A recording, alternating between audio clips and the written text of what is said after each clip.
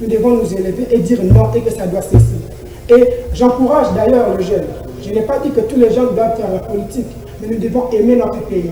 Et nous vous encourageons à contraindre ces gens à mieux faire. Parce que c'est la jeunesse aujourd'hui qui est la force d'une nation, l'avenir d'une nation.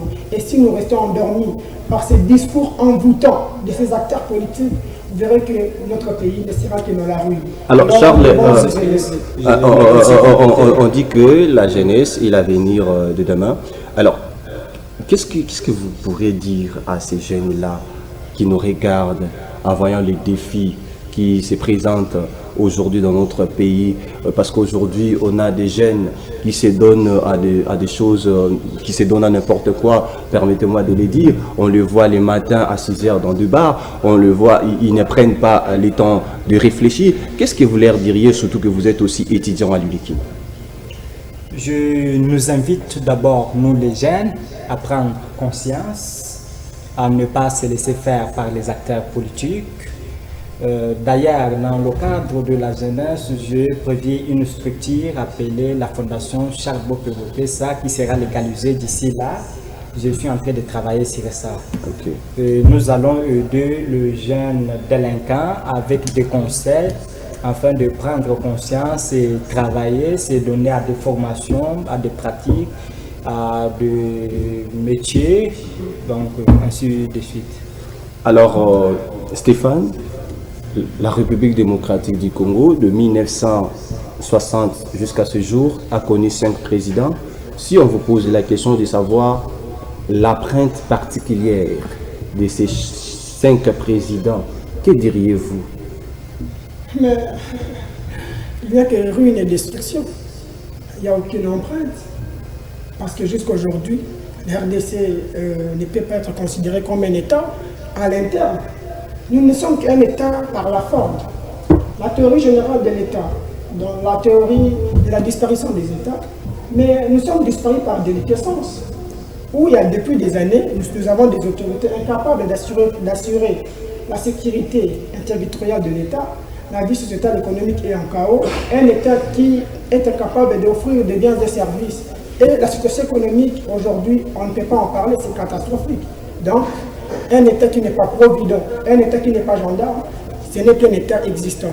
Donc, il n'y a aucune empreinte, sauf que j'aimerais honorer la mémoire de Mobutu Sese Seko. C'est le seul dirigeant qui a été à la tête de ces pays, qui a laissé les empreintes. Je dis bien les vraies empreintes, parce qu'il avait d'abord aimé les Zaïre. Voilà. Donc, alors, Charles, à votre côté, que diriez-vous à ces 5 dignes fils du pays qui ont eu à diriger de 1960 jusqu'à ce jour? Je partage le même avis avec lui en soutenant, disant que le seul président qui a eu à faire mieux, ce n'est que Mobutu. D'ailleurs, on nous a enseigné l'histoire très mal.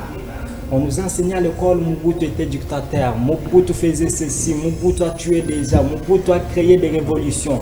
Mais c'est faux. Mobutu a aidé le pays. À l'époque de Mobutu, le pays était stable. À l'époque de Mobutu, les jeunes devraient travailler. À l'époque de Mobutu, la sécurité était assurée. La police était à sa place, pas comme aujourd'hui. Donc, aujourd'hui, si on a un autre Mobutu, puisque moi je suis le Fitir Lumumba, donc je ne peux pas dire Fitir Lumumba, je pense qu'il sera le Fitir Mobutu. En tant que Fitir Lumumba, je peux dire quoi? Nous allons remettre les choses en ordre. Okay. Alors, Stéphane, nous arrivons déjà vers la fin. Alors, lorsqu'on voit, que diriez-vous d'abord à tous ces gens qui disent que la RDC a eu que l'indépendance politique, non l'indépendance économique? Est-ce que c'est vrai que jusqu'à présent, la RDC n'a pas encore obtenu l'indépendance économique? Nous les rappelons et nous les martelons. La RDC est bel et bien un État indépendant. Dire que la RDC n'est pas indépendant, c'est ignorer le sacrifice, le sang. C'est suyer la mémoire de Lumumba, de ces héros qui ont lutté pour que nous obtenions cette indépendance.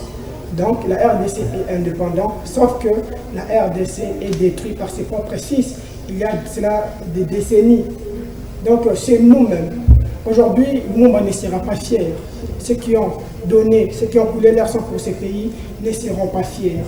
Parce que nous-mêmes, nous détruisons ces pays, ça doit cesser. Raison pour laquelle nous la jeunesse du Congo, nous devons prendre les choses en main. Le Congo a un avenir. L'avenir du Congo, c'est nous. Alors, j'ai une question à vous poser avant de clôturer cette émission. Alors, de manière pratique, qu'est-ce que nous devons faire pour que dans les années à venir, que nous puissions avoir les progrès dans ce pays? Charles, c'est à vous. Merci. Pour avoir le progrès ou pour améliorer notre patrie, il faut d'abord la volonté. La volonté. Dès qu'il y a la volonté, tout est possible. C'est-à-dire, vous verrez un individu qui habitait en Belgique, en Europe, venir ici, puisqu'il vient de l'étranger, excusez-moi, vous les prenez avec de la valeur. Vous minimisez ceux qui viennent de l'INIKIN, de l'UPEN, de l'UPC, de l'IFASIC, de l'INICAN, de l'INILU. Ce n'est pas normal ça. Donc il faut prendre tout le monde à la même valeur. Aujourd'hui, nous nous battons pour les valeurs. Nous sommes des hommes de valeur, des hommes compétents, des hommes capables, des hommes stables. Donc, s'il faut le dire. Alors, Bopé, Stéphane, pardon, qu'est-ce que nous devons faire pour que dans les années à venir, nous ayons un pays beau comme Aya souhaité, nous voyons zéro? C'est la lutte que nous menons avec, comme je viens de le dire, mon cher aîné, Chakou Onokomba Nathanaël, et ainsi que le président qui est cédé lui, le VP Passance Kabongo, les jeunes de la DINADEC. D'ailleurs, c'est dans cet esprit-là. Premièrement, pour que nous puissions espérer un Congo nouveau, parce que le Congo a son avenir, nous sommes l'avenir de ce pays et nous devons aimer le Congo. Nous avons des projets, la volonté ne manque pas. Le problème est que nous n'aimons pas ces pays. Nous sommes dirigés par des gens qui aiment leur ventre que le pays. Les gens qui préfèrent de sacrifier le pays pour se mettre à l'abri. Alors ça doit cesser, nous devons nous sacrifier et protéger le pays.